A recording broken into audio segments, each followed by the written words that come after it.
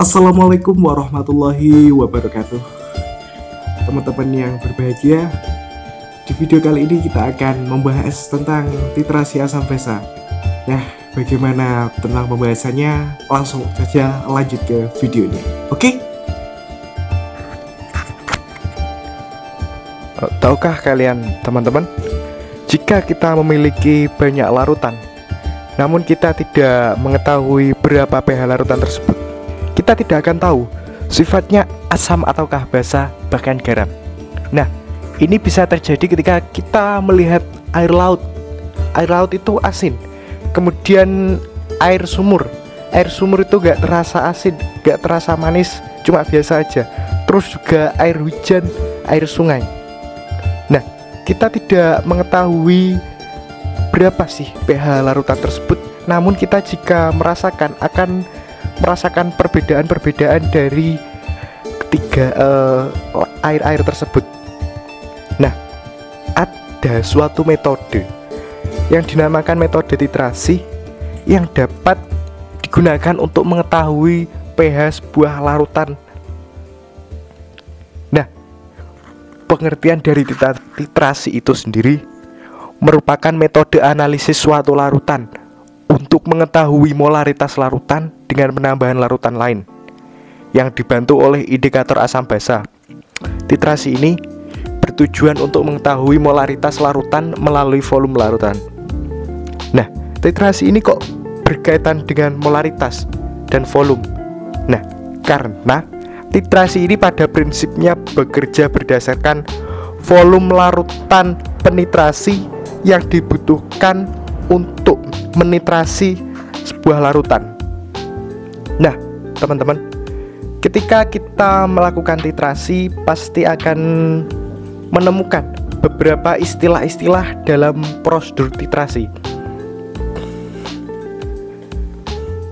Ada istilah yang dinamakan analit atau titrat, yakni zat yang dititrasi itu sendiri belum diketahui konsentrasinya. Nah, karena kita akan mencari sebuah konsentrasi zat tersebut. Kemudian ada penitrasi atau titran. Ini zat yang digunakan untuk menitrasi. Kita sudah mengetahui konsentrasi zat tersebut. Kemudian ada titik ekivalen, yakni titik di mana jumlah ion H+ dari asam setara dengan jumlah ion OH- dari basa. Perubahan warna pada saat titik ekivalen ini terjadi hanya sekedap, kemudian kembali lagi. Nah, dan yang terakhir ada titik akhir titrasi. Ini saat titik di mana perubahan warna indikator akan tetap dan konstan, maksudnya tidak akan kembali lagi. Nah, pada saat titik akhir titrasi inilah titrasi itu langsung dihentikan. Yang selanjutnya ini adalah perangkat titrasi. Nah, gambarnya seperti ini. Yang pertama adalah titran. Titran sendiri merupakan zat yang digunakan untuk menitrasi, dan kita sudah mengetahui konsentrasi zat tersebut, atau biasanya konsentrasi ini berupa molaritas. Nah, kemudian ada buret. Buret ini sebagai wadah larutan penitrasi. Kemudian ada kran sebagai tempat jalan larutan dan alat untuk membuka dan menutup titran agar bisa menetes ke larutan titrat. Kemudian ada larutan titrat atau larutan yang dititrasi diberi indikator. Nah, indikator ini yang digunakan pada umumnya indikator yang berubah warna pada pH netral atau mendekati netral. Biasanya kita sering menggunakan fenol phtalein, metil merah, kemudian ada lagi bromtimol biru, dan masih banyak lagi. Dan kemudian ada Erlenmeyer sebagai wadah untuk larutan yang dititrasi. Nah, kemudian ada perangkat penyangga seperti staf dan klem untuk menyangga buret dan beberapa perangkat-perangkat lain. Nah, yang kemudian proses titrasi. Proses titrasi dimulai dengan kita membuka keran perlahan-lahan. Kemudian kita biarkan larutan titran menetes perlahan-lahan. Nah, larutan titrat dikocok agar titran dan titrat segera tercampur. Nah, Erlenmeyer ini dikocok agar larutan tersebut tercampur dan bisa terjadi perubahan warna. Nah, ketika terjadi perubahan warna dan itu kembali lagi, itulah yang dinamakan titik ekivalen. Titik ekivalen ini terjadi hanya dalam sekejap, namun kita harus tetap melanjutkan titrasi untuk mencapai titik akhir, yakni perubahan warna secara permanen atau tetap. Yang kemudian sendiri, ketika kita sudah mencapai perubahan warna namun tidak kembali lagi, nah inilah yang disebut dengan titik akhir titrasi. Saat ini ketika titik akhir terjadi, kita harus segera mungkin menutup keran dan menghentikan titrasi. Nah, kenapa sih segera ditutup? Agar tidak terjadi perubahan pH yang berlebih, sehingga pada peristiwa ini dapat dilakukan perhitungan. Oke. Nah, kemudian teman-teman, saya tadi berbicara tentang saya tadi berbicara bahwa terjadi perubahan warna yang permanen pada saat titrasi harus segera dihentikan. Maksudnya titrasi segera dihentikan saat terjadi perubahan warna secara permanen pada larutan titrat. Nah, hal tersebut harus dilakukan karena pada saat peristiwa tersebut pH larutan itu netral atau mendekati netral, sehingga mol H+ sama dengan mol OH-. Karena pada saat kondisi netral atau garam terbentuk juga air. Nah, reaksi asam dan basa menghasilkan garam dan air, sehingga pada titrasi berprinsip pada stoikiometri jumlah mol H+ dengan mol OH- untuk membentuk H2O. Nah kan, ketika kita mereaksikan asam dan basa, kemudian kan terbentuklah garam dan air ya.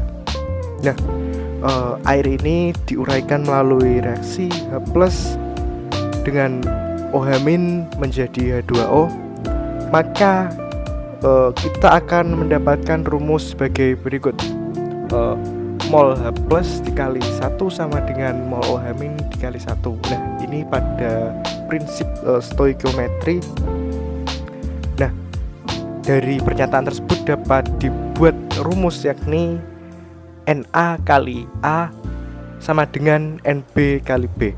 N itu adalah sebuah mol dan A itu merupakan sebuah valensi. Nah, jika ada H+, plusnya itu cuma 1, maka valensinya 1. Jika ada 2H+, 2 OH-, maka itu valensinya ada 2. Jika ada 3H+ atau 3 OH-, maka valensinya ada 3. Nah, seperti pada larutan H2SO4 akan terjadi 2H+ plus SO4 2-, maka valensi dari larutan H2SO4 adalah 2. Dan kemudian ada H3PO4, maka terjadi reaksi itu H3PO4 terionisasi 3H+ dan PO4 3-, maka valensi dari ion maka valensi dari H3PO4 itu adalah 3. Seperti itu. Ya, dari rumus Na kali A sama dengan Nb kali B, kita dapat melakukan sebuah perhitungan lain. Nah, Karena mol ini bisa diubah menjadi volume, diubah menjadi fraksi mol, diubah menjadi normalitas, dan lain-lain. Nah, prinsip titrasi ini didasarkan pada jumlah volume titran yang diteteskan, maka rumus tersebut diubah dari bentuk mol ke molaritas agar perhitungan lebih mudah. Seperti ini. VA dikali MA dikali A sama dengan VB dikali MB dikali B. Dengan V adalah volume dengan satuan yang sama pada kedua ruas, M adalah konsentrasi atau yang biasanya itu menggunakan molaritas dengan satuan yang sama pada kedua ruas, dan A atau B itu merupakan valensi. Maksudnya ya valensi tadi 2H+ itu valensinya 2, 3H+ valensinya 3, 1H+ valensinya 1. Oke. Nah, teman-teman, ketika kita melakukan titrasi ya pastinya kita mencatat hasil dari titrasi. Nah, hasil dari titrasi itu bisa dicatat seperti pada tabel berikut ini. Nah, maka kita tinggal menghitung berapa volume yang dibutuhkan titran atau penitrasi untuk mencari molaritas zat yang dititrasi.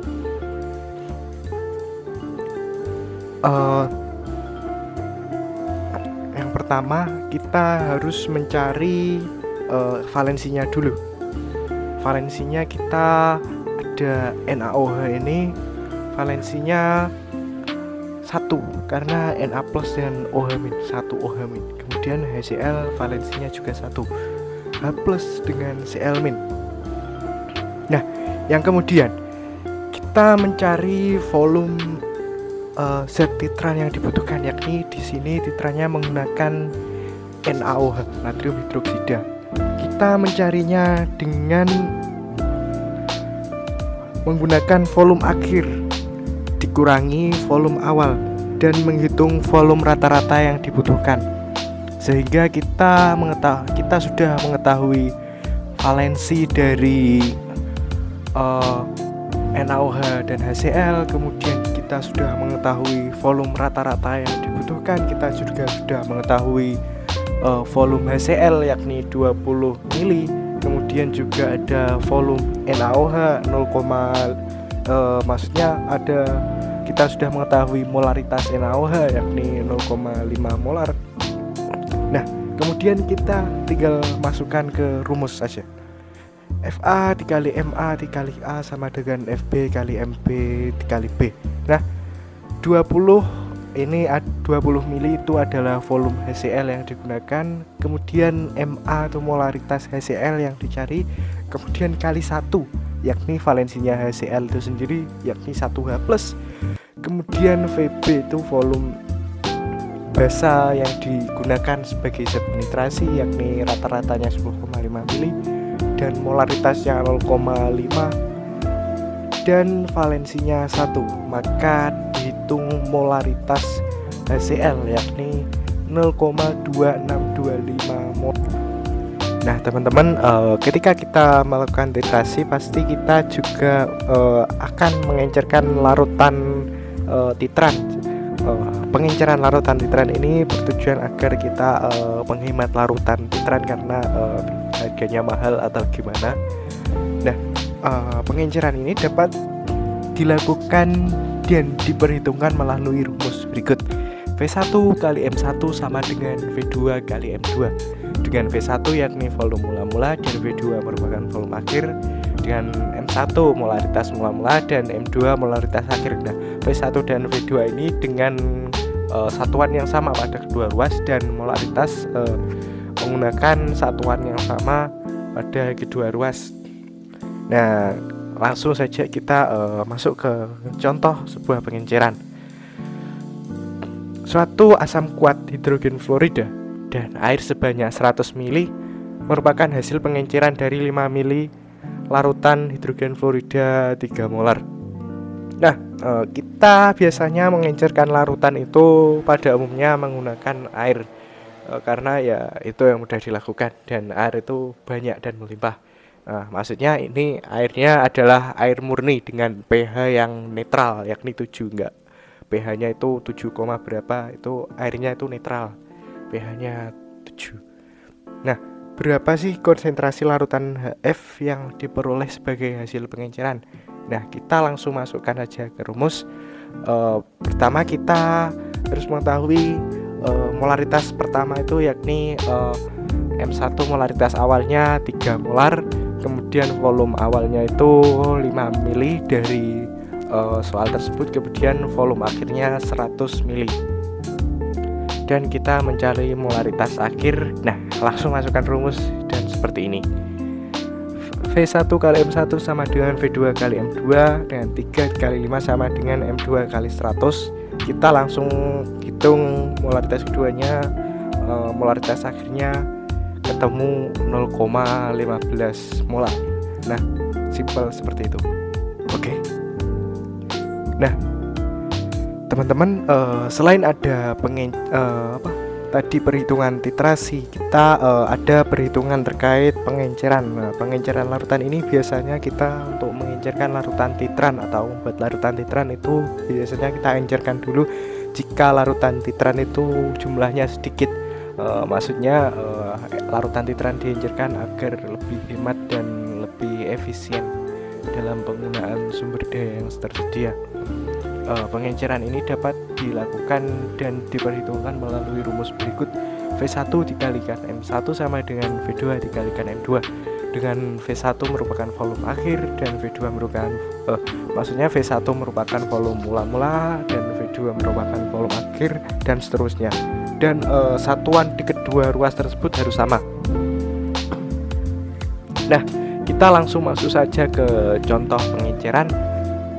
Suatu asam kuat hidrogen fluorida dan air sebanyak 100 mili merupakan hasil pengenceran dari 5 mili larutan HF 3 molar. Konsentrasi larutan HF yang diperoleh sebagai hasil pengenceran adalah yang di sini soal yang ditanyakan adalah berapa sih konsentrasi hasil pengenceran, maksudnya molaritas akhir.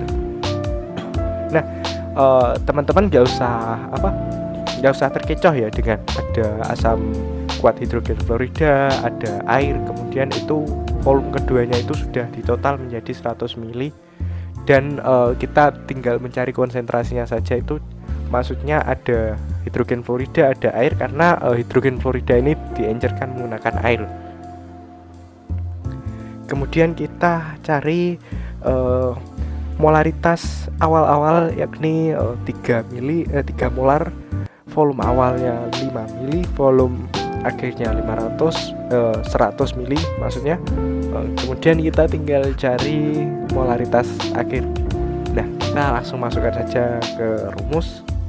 Nah, langsung ketemu molaritas dari hasil pengenceran yakni 0,15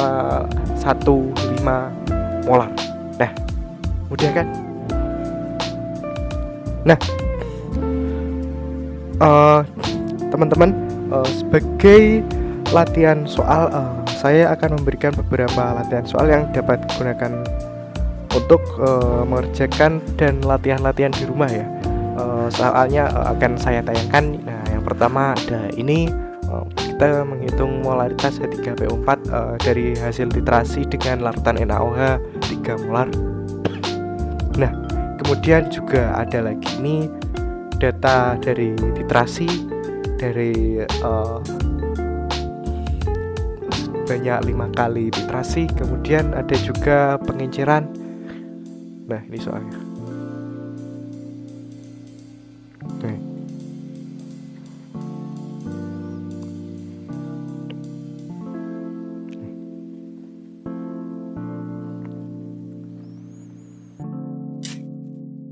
Teman-teman, itu saja video pembahasan tentang titrasi asam basa.